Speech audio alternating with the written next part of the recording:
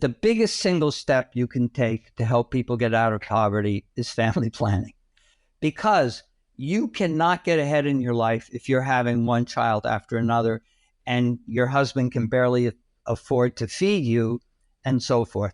As soon as women receive family planning, they have the control of their fertility and they can begin to branch out and do other things, work in the informal sector, maybe improve their own education. We have an adult, in one of the river valleys we work in, we have an adult education program so that women can begin to go to school. Now, even being educated here on a very rudimentary level is not going to necessarily guarantee you a job or a well-paying job, but it's a step forward. It is very empowering to feel that you can defend yourself, you can sign your name, you can read something in the community. I think it's really important to understand that every little step empowers people in a big way. Poverty is not just about money. It's about feeling like you can participate in a society, feeling that maybe in some small way you can spread your wings and fly.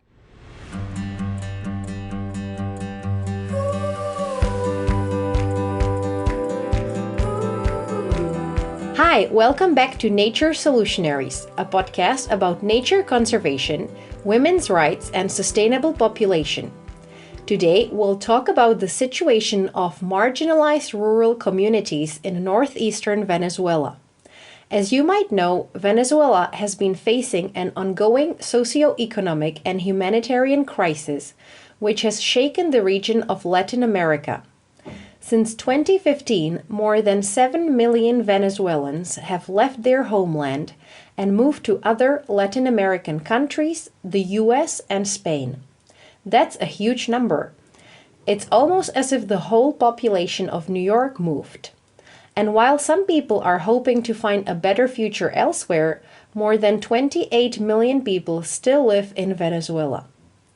In the northeastern state of Sucre, a small nonprofit called Turimikire Foundation has been trying to improve the lives of the marginalized rural populations by offering reproductive health and family planning services, public education, sustainable livelihoods, and humanitarian aid.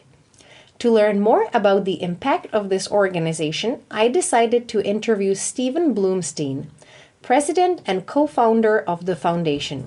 Stephen, thanks so much for coming on the show. Thank you for having me.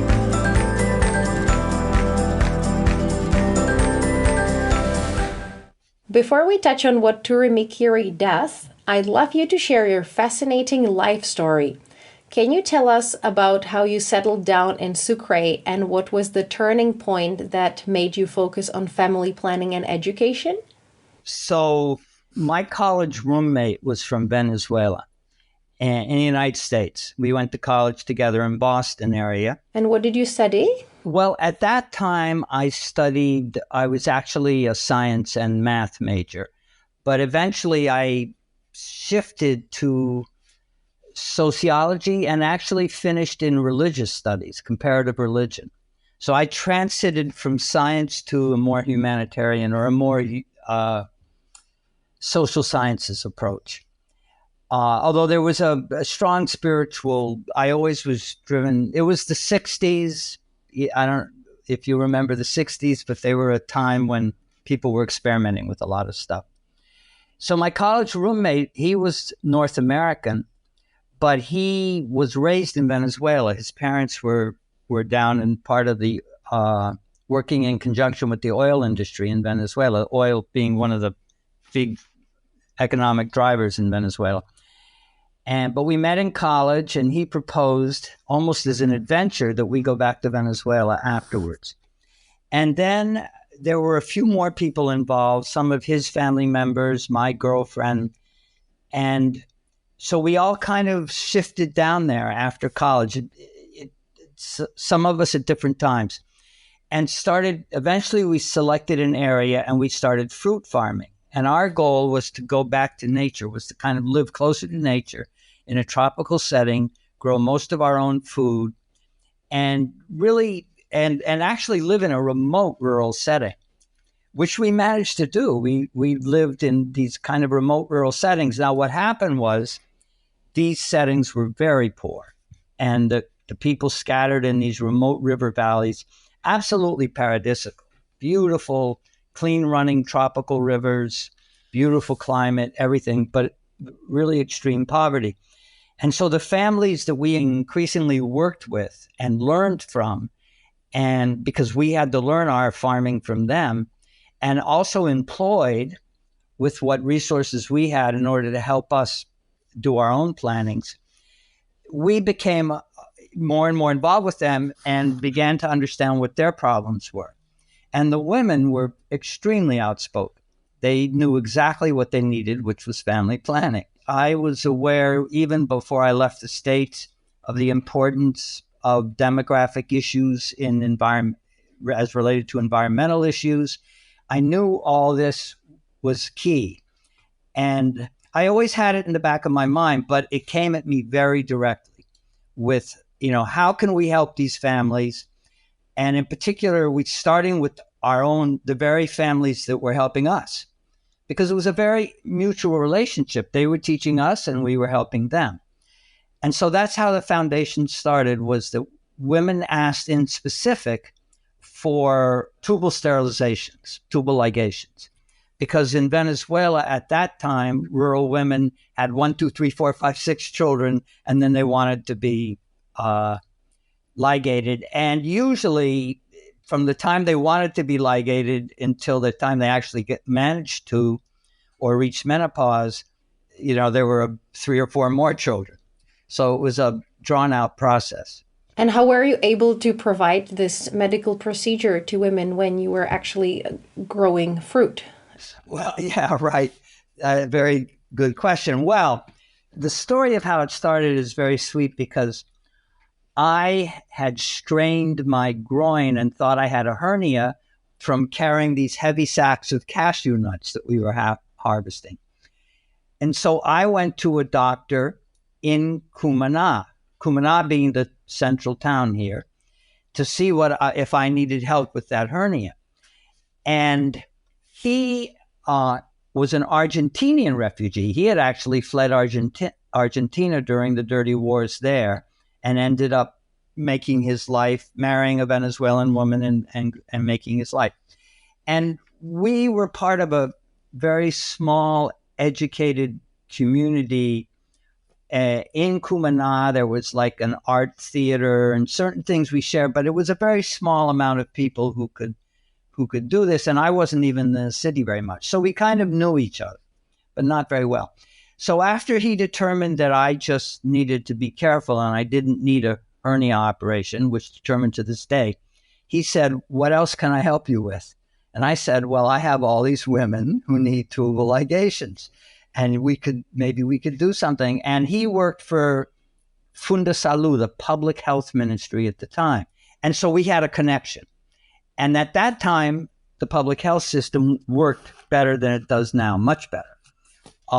It had many problems, but it worked much better. So that's how we began. We began directing our patients to him in actually another remote rural town, not where we are now. In fact, I still personally know the very first women they're still part of my life. They're still part of our community that we performed this operation on. And that was the beginning. Then that I thought we were sort of doing it out of our own pockets, covering costs and so forth. And we didn't have very much money, but we at least could help a few people. I thought that was kind of it. But then the demand just kept growing and growing. So finally I said, I think we have to start a foundation here. And that's really how it started. Fortunately, I had connections in the States. I was still very connected to my family and friend network in the States and so forth. Venezuela is relatively close to the United States. It's pretty easy to go back and forth. It's actually closer to New York, Boston than California is. So it was part of my life. So through my family and connections in New York City, we were able to set up the foundation. And the foundation is just an interesting thought, is pronounced Turi Mikire, and that is it comes from the Carib language, which is a tribe that has been mostly decimated in Venezuela, like so many native tribes throughout the Americas.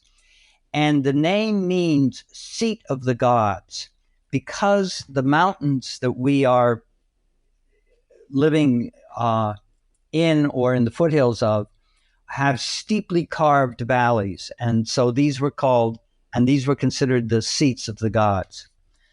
And that's pronounced Turi Mikire in the Carib language. It's kind of like Massachusetts is an indigenous name for the state of Massachusetts, Connecticut. All these are names in the states that come from Indian, roots. Okay, it's unbelievable that what started as a student adventure turned out to be your lifetime mission. It's been more than 50 years that you've lived in Venezuela. You're married there, right? You have a family. Yeah. How have the needs of the rural, marginalized communities in Sucre evolved over this period? Do people still face the same challenges or have they changed? The overriding reality of poverty continues to be the case. People are very poor. Most people they live hand to mouth. They do not even have bank accounts. In fact, it was a status symbol for many years to be able to acquire a bank account. My wife is from another very small rural valley, and very similar to the one that we were working in, but I met her independently. And one of her great achievements in life was to actually acquire a bank book. She's a seamstress. She sewed out of her home and raised most of her children as a single mother, and nonetheless managed to acquire a bank book which showed that she had disposable income. So it gives you an idea of the hand-to-mouth existence that most of these people live with. The reproductive health realities have changed quite a bit for the better.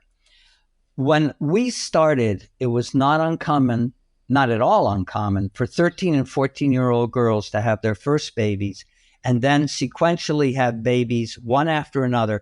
I remember when I was first interviewing women for their surgeries and I was just beginning to learn, and I asked a woman, when was your last period?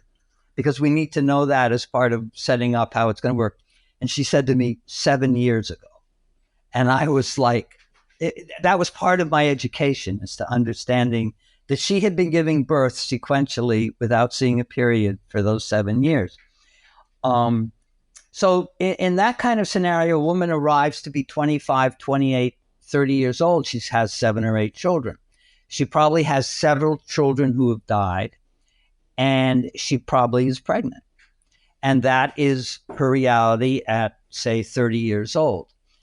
That was the reality. Now it is, if you look at our numbers, and we've kept very careful statistics, now most of the women who we perform tubal ligations, tubal sterilizations, are in their late 20s, very early 30s, with between 2 to 4 children, an average of 3 children, let's say. So that represents a huge change in the realities. That isn't to say that there still aren't women, and we do come across women in remote rural areas in their early 30s with 7 or 8 children, but they're the outliers now. They're not the and women do not normally begin giving birth at 14 or 15 years old. Now I think average ages have moved up to 17, 18. So these are significant differences in their realities. It's a great achievement that maternal and infant mortality has been reduced and that today's women in Venezuela have a greater bodily autonomy compared to their mothers. Unfortunately, Venezuela is facing a deep socioeconomic crisis due to which it has a collapsing public health care. I watched some videos which show that in some places patients have to bring their own supplies such as gloves, painkillers, syringes, gauze to doctors so they can perform an operation. And there are also shortages of all sorts of medicines, including contraception, which contributes to unintended pregnancies and unsafe abortions and maternal and infant mortality. So how is it even possible to to provide family planning services in rural areas in this medical emergency? Everything that you've just said is absolutely true. For instance, there is one central public hospital here in the city of Cumaná, which is actually the main hospital for the whole state of Sucre. And this hospital is ringed all around it by small street vendors who are there every day selling what the patients need in order for the doctors in the hospital to be able to do something. So you go in as a patient, maybe you go into the emergency room or into the maternity ward, and they tell you what you need. And then a family member goes out and goes to any of these vendors. And if they can afford it, because it's not cheap, they buy everything they possibly can. So in order to go through with the procedure. Now, in extreme emergencies, the hospital will often will come up with stuff. But what we do is fill in the gaps constantly. So we find out what people need. We find out how much they have. We complete the purchases. That is more for our humanitarian program.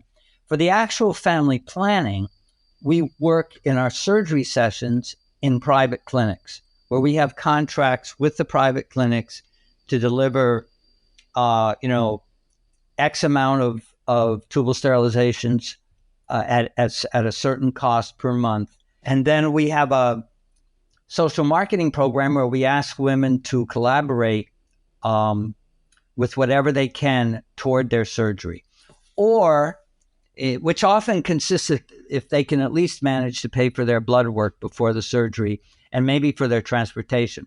We bring in buses of rural women from remote areas, come in early in the morning. Often they leave their hometowns or home villages at 3 or 4 in the morning. They're at the clinic by 7 or 8. We're operating. We use a laparoscope, which is a device which makes a very small incision, so the recovery time is very quick. And then they're on their way home by mid to late afternoon, arriving home in the early evenings. We also offer a full range of what are called LARC, long-acting reversible contraception, which are implants, IUDs. And then we offer the short-term methods, which are, the pill, injections, and everything. And we have a social marketing program so that we divide our efforts between distributing all of these services in the private sector and also offering a certain percentage of them free in the public sector. So what we do, we don't have our own clinic. It's not like our foundation has a clinic where everybody goes. We kind of piggyback on top of all the existing infrastructure. So we work a little bit in the public infrastructure. We work in several private clinics. We kind of fill the gaps in all these different places and in a number of different doctors' offices. And that's how we can make it work. You're kind of a bridge, right? There is a demand. The women need something, so they come to you and you help them go to the place where they can get the service. Right. And we help them to receive, very low costs for these services. But increasingly, we offer now a range of primary and secondary health care as well. Cardiology, ear, nose, throat, internal medicine, family medicine, pediatrics. We do a little bit of everything, but our primary focus is always on family planning. And some of our big funders are family planning oriented, so we have to meet our goals with them above all. Okay, so what is the advantage of women coming to you and getting help from you rather than, going directly to the private clinic? Is it like saving or? Oh, enormous. Let's start with the tubal sterilizations. We have promoters, outreach people who organize everything and provide every aspect of the whole process from beginning to end, including bringing people in from rural areas, making sure they get home safely, rural nurses to do follow-up, all of this kind of thing. And we do it for a pittance. I mean, many women literally chip in $5 or $10 if they can come up with it. And they're going to receive the service anyway. But if they can come up with it, we ask everybody to do their part because it helps us extend. For a service that in the private sector would cost $1,000. So for most low-income Venezuelans, the private sector simply is not accessible to taking care of their health concerns, and the public sector is collapsed, and will only respond minimally if you can come up with all the medical supplies and everything. Although everybody honestly tries as hard as they can to make it work, but it's just a very, very difficult situation. And now, in terms of our birth control pills, short-term and longer-range contraceptives, again, we work in the two domains. We work in the public sector where we distribute a lot of this for free, and in the private sector through social marketing, so that we try and reach as wide a range of people as we can. The demand is enormous. The demand is like you don't have to hardly promote or in any way convince anybody of anything. We usually have backup lists in any given activity. That's exactly what I wanted to ask you about. What do the people demand, or what are their needs? You mentioned tubal sterilization a couple of times. Is this the most popular or most demanded method of birth control? Because in other places, I know that people prefer to, take the injection or take the pill regularly. But it appears to me now that this seems to be a popular method in Venezuela. Can you speak to that? In Venezuela, tubal sterilization is the most popular method for rural women.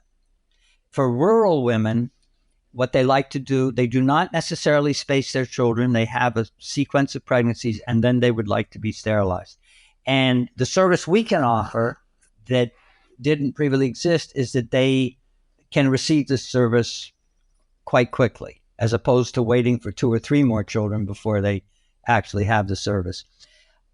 In the urban, now, as things are changing, younger women in the countryside are beginning to realize they have more options to space their children.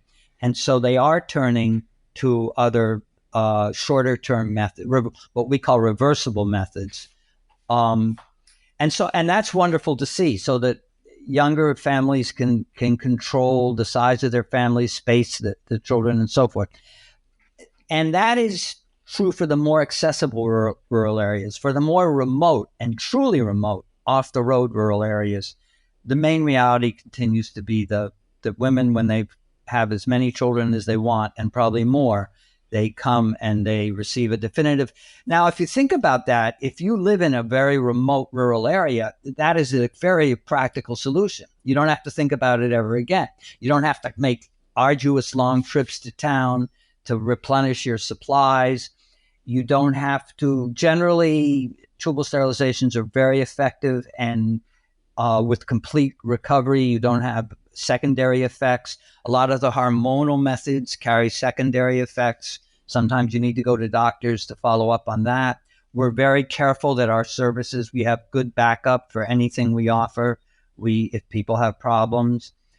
The most popular method in Venezuela right now, except for the tubal sterilizations, are the implants, where they insert a small matchstick-like hormonal tube into the side of your arm.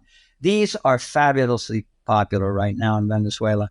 A woman can have one of those and go 3 to 5 years, with generally very effective. You have your small percentage of rejects or problems. IUDs are much less popular than they used to be, and of course, largely supplanted by the implants. 1 month and 3 month injections are quite popular, but again, mainly for more urban populations. And by urban, I mean these huge, what we call barrios, that ring the cities, and that are also full of rural nomadic people who come and go depending on where the work is, depending on where the food is. They transit in their lives, often with their children looking for best opportunities. In those areas, you will have more of the reversible, shorter acting contraceptives. Another exciting development are vasectomies.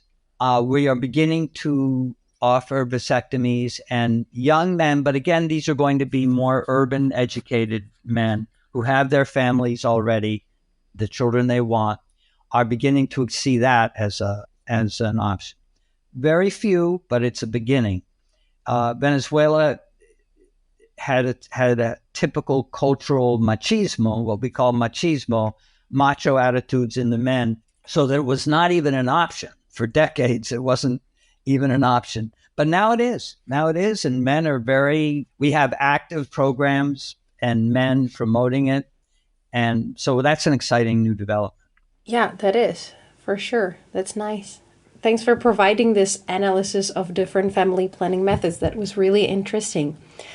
I noticed that on your website, you frequently refer to a recipe for a thriving community. Can you describe in a nutshell how you work with communities? Our recipe for a thriving community basically has 4 steps. The first step is family planning, which we've discussed now, and which is always the first thing that women ask for, and consistently everywhere. I can't describe how absolutely consistent that is. The second thing that families ask for once they control their fertility, and almost immediately once they control their fertility, is the opportunity to educate their children. And perhaps even themselves, since many of these people are either semi-literate or completely illiterate.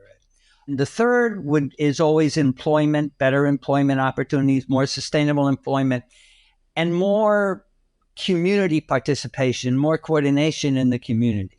Because these people eke out hard lives as what we call dirt farmers or peasant farmers, practicing a very primitive form of slash and burn agriculture. There is not in the countryside a lot of hunger. There is enough food.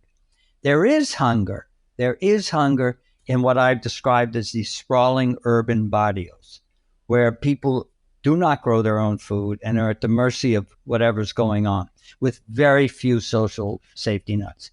And these are a big component of Venezuela's population right now.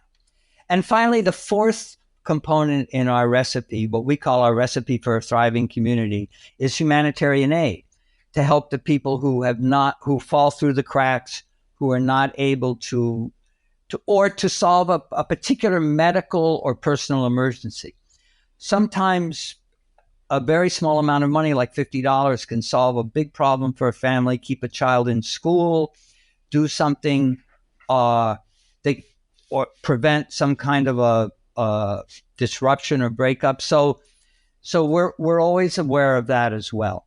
And that became more significant as Venezuela entered into this long-term humanitarian crisis. That began to play a bigger role in our work. And that is when we began to add additional primary and secondary health care so that families who had other problems besides their need for family planning could at least receive some kind of assistance or direction as to how to deal with that. Pediatrics, things like that. And when you speak about communities, what is a community to you? One community might be a small remote river valley with no roads, in which 1 or 2 families live in very rudimentary housing scattered along a river walking up a valley into the mountains. And that is a very typical community scenario for this part of the country. Another very typical discrete community would be the barrios that ring the cities. And these usually divide up. Any major city will have 3 or 4 of these major barrios, which are just sprawling shanty towns, which go often for miles, extremely low income. Everybody lives hand to mouth. Mostly people work in the informal sector. And there is some considerable flow between these kinds of communities because people come out of the river valleys into these barrios looking for help, looking for sometimes they receive their family planning services in the barrios and then go back out, or looking for other health issues and so forth. So those, I would say, are the two major communities that we serve. And then there are other kind of like lower middle class working communities. Now, it all depends to where you come from, because what we call lower middle class here would be considered serious poverty in the United States or in Czechoslovakia, probably would be considered, you know, desperate poverty. But here we consider it lower middle class because maybe they do have a bank account, maybe they have a little motorcycle or something. They live hand to mouth completely, but they have a few things going for them. And they also represent a significant factor, constituency for us of people we serve. I think that one of the most important things for most of these people is to get out of the poverty, right? And it's probably a question or an answer that all people would like to know: how to get out of the poverty in such a humanitarian crisis, right? So that people can get better. Do you have any ideas? Exactly. The biggest single step you can take to help people get out of poverty is family planning, because you cannot get ahead in your life if you're having one child after another and your husband can barely afford to feed you and so forth. As soon as women receive family planning, they have the control of their fertility, and they can begin to branch out and do other things, work in the informal sector, maybe improve their own education. We have an adult in one of the river valleys we work in. We have an adult education program so that women can begin to go to school. Now, even being educated here on a very rudimentary level is not going to necessarily guarantee you a job or a well-paying job, but it's a step forward. It is very empowering to feel that you can defend yourself, you can sign your name, you can read something in the community. I think it's really important to understand that every little step empowers people in a big way. Poverty is not just about money. It's about feeling like you can participate in a society, feeling that maybe in some small way you can spread your wings and fly. And so that is a huge part of what we want to do. And that's why I would emphasize the second part of our recipe for a thriving community: education. So, for instance, we have one young woman right now who's studying nursing. She's one of a number of nursing graduates we have seen through. Her family, her father died unexpectedly young. Her mother was left with 7 or 8 children. She's the oldest daughter, and she is single-mindedly determined to finish her studies, become a nurse, and begin to lift her family out of poverty. But in Venezuela, it is really hard. It is really hard. People here, the economy is in shambles. The private sector is beaten down. So it is very hard for people to get ahead. And I feel that it's really important to emphasize that even if we cannot vanquish material poverty, financial poverty, we can offer something empowering, something spiritual, and something that's truly meaningful to people, perhaps even more so. Without belaboring the subject, I just want to say that one of the personally most meaningful things for me has been watching, and I say it this way quite literally, watching young women feel empowered, spread their wings, and fly out of what was previously such a limited horizon for them. And just and their complete intuitive understanding that this is what is supposed to be, that this is their right, this is what should be happening, which I believe is part of the global movement that is empowering women the world over. One of the most, if not the most significant social event going on globally. Yeah, it's such an important cause, and it's so important to give women the hope, even if they live in very hard environments where there is conflict or humanitarian crisis or where there is a lot of poverty. Education and family planning are so important. Stephen, thanks a lot for this interview and for being there for communities who are so often overlooked and who need as much attention, love, and care as each of us. Well, thank you. Thank you for this opportunity to express our reality in Venezuela, which is a reality shared in much of the world. It is. Thanks so much for listening to this conversation. I hope that it left you with a feeling that no matter how challenging lives can be, we can all do something great for others. We can all be solutionaries. If you enjoyed this episode, why not listen to the next one? The easiest way is to subscribe to my podcast on Apple Podcasts, Spotify, or Google Podcasts, or get a monthly newsletter by subscribing to it on my website, veronicaperkova.com. If you have one spare minute, please consider sharing this podcast with your closest friends. I really appreciate your help. I'm Veronica Perkova, and I look forward to talking to you soon.